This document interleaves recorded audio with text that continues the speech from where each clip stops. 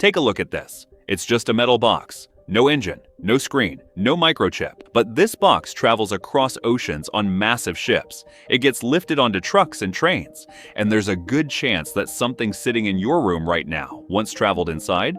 One just like it. So how did a simple metal box become one of the most important pieces of infrastructure in the modern world?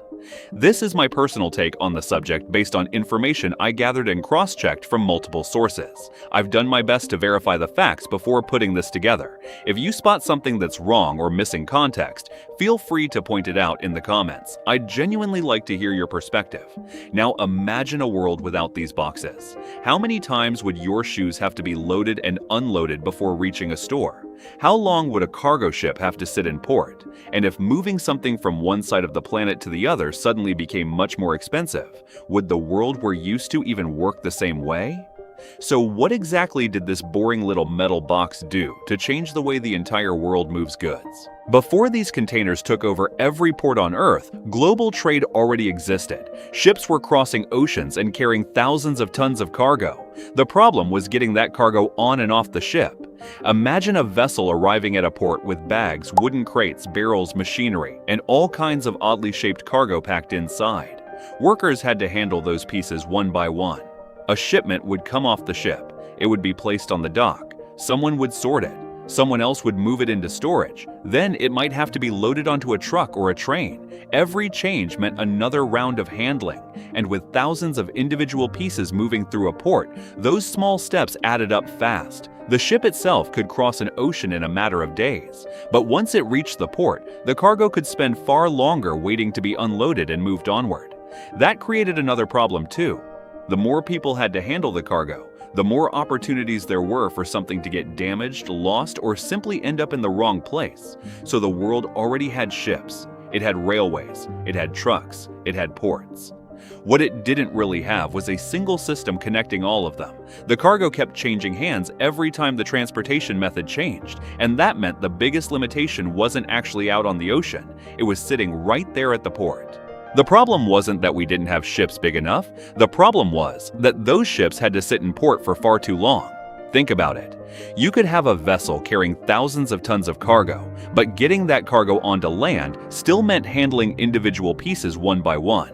Workers had to find the right shipment, pull it out, move it onto the dock, sort it, then load it onto another form of transportation. If it was going onto a truck, it had to be loaded onto the truck. If it was going onto a train, it had to be moved again. The same cargo could be handled over and over before it even started the next part of its journey, and that created a strange problem in global trade. We had already built ships capable of crossing oceans, but we hadn't figured out how to get their cargo onto land efficiently. You could build a bigger ship. You could build a faster ship, but if that ship still had to sit at the port while thousands of individual pieces were being handled one by one, then the entire system was still limited by its slowest step. The port had become the bottleneck, and someone eventually started looking at that problem from a completely different angle. Maybe the workers weren't the problem. Maybe the way we were moving cargo was. The problem was clear. We needed a way to move cargo from trucks to ships and then to something else without constantly unpacking everything inside. That's where Malcolm McLean comes in. But there's an important detail. McLean didn't actually invent the container. Versions of cargo containers had existed before him. What he saw was a much bigger problem. If cargo was already packed inside a box, then why keep taking everything out whenever the transportation changed? Imagine packing an entire shipment into one container. A truck takes it to the port. A crane lifts the entire thing onto a ship.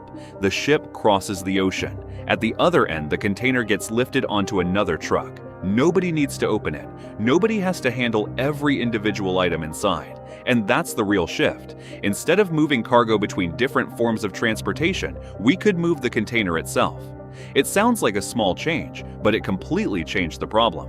McLean didn't just need a better box. He needed the entire transportation system to work around that box. The truck had to carry it. The crane had to lift it. The ship had to stack it. The railway had to accept it. The ports had to process it. And suddenly the question wasn't just how to build a box. It was how to make the whole world agree on how that box should work.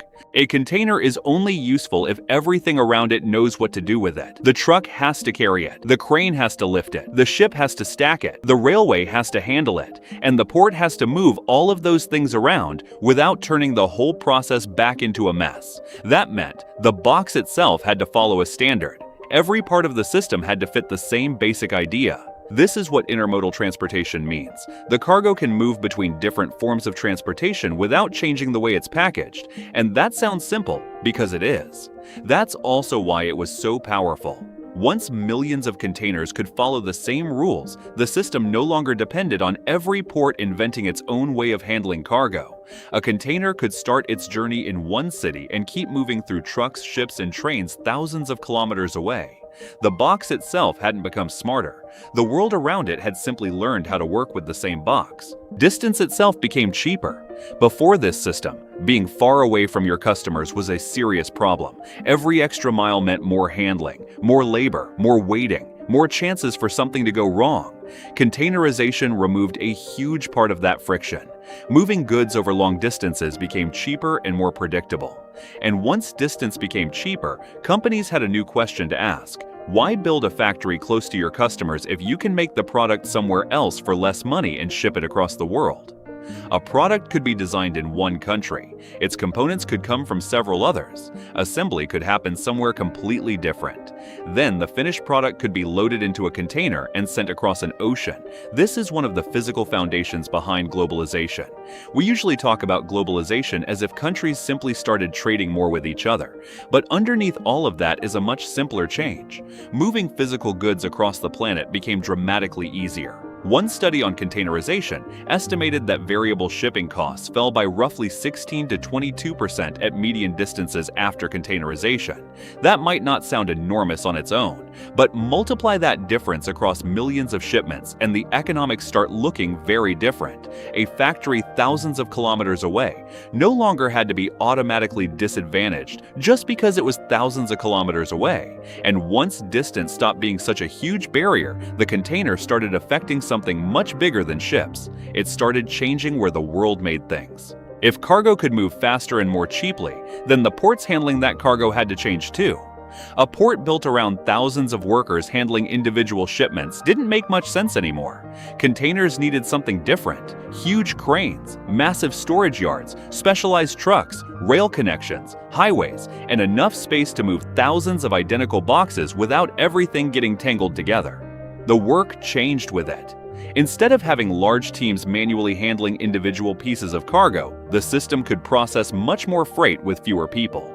Machines took over many of the jobs that once required workers to load and unload cargo by hand.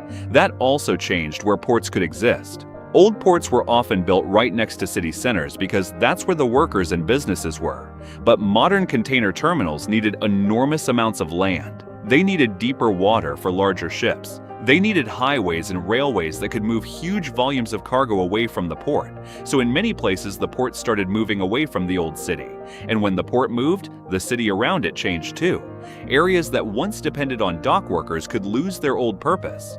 Meanwhile, new industrial zones, warehouses, and transportation networks started appearing around the new terminals. You can actually see this transformation on a map. The old port might sit right beside the city, while the modern container terminal stretches far outside it. The container had changed more than the way cargo moved. It had changed the physical geography of trade, and there was still one place where that change would become much more obvious. Not at the port, not on the ship, but in the things sitting around you right now. Now, look around wherever you're sitting. Pick anything: a pair of shoes, a laptop, a chair, even the phone you're using to watch this video. You can look at it and think it came from a factory somewhere, but the real journey is usually much more complicated. The raw materials might come from one place. The components might be made somewhere else. Another factory puts everything together. Then the finished product gets packed into a container and loaded onto a ship. From the port, it might move onto a truck, then a train, then another truck. It can pass through warehouses and distribution centers before finally ending up in your hands. And this is something we rarely think about when we talk about globalization. We see the final product. We don't see the system behind it. You buy a pair of shoes. You see a pair of shoes. A company sees raw materials, factories, containers, ports, ships, warehouses, trucks, stores, and finally, you. The container connected all of those steps without forcing the cargo to be unpacked and repacked every time it changed transportation. It turned something made thousands of kilometers away into something you could simply pick up from a shelf and take home. And once the entire world started depending on a system this connected, another problem appeared. What happens when one part of that system stops working? On March 23, 2021, a container ship got stuck sideways in the Suez Canal. One ship, one blockage, but it happened on one of the most important trade routes on the planet. Ships behind it couldn't pass. Cargo was delayed. Ports started dealing with congestion, and companies thousands of kilometers away suddenly had a problem they had nothing to do with. This is the other side of the container system. It made global trade so efficient that the world started depending on a chain of operations that are tightly connected to each other. A ship in the wrong place can disrupt an entire route. A problem along a major shipping lane can force vessels to take a much longer route. And when one shipment is delayed, the shipments behind it can start getting delayed too. That doesn't mean the entire system collapses every time something goes wrong. Ships can be rerouted, cargo can take another path, companies can find alternatives. But the more tightly you connect a system, the more important each part of that system becomes. The container helped the world move goods on a scale that would have been difficult to imagine before it. But it also made distant places connected in a completely different way. A problem at one port can show up in a company's delivery schedule somewhere else. Then it can affect the price of a product, and eventually you might notice it without ever knowing what happened thousands of kilometers away. The box made the world more connected, and a more connected world means that when one part of it has a problem, other parts can feel it too. So maybe this box was never really what changed the world. A container by itself can't do much. It can't move on its own. It can't lift itself. It can't cross an ocean. Its value comes from everything that was built around it. So the next time you see one of those metal boxes sitting on the road, it probably still won't look very interesting. But now you know that inside that boring little box is a system that helped change the way the world works.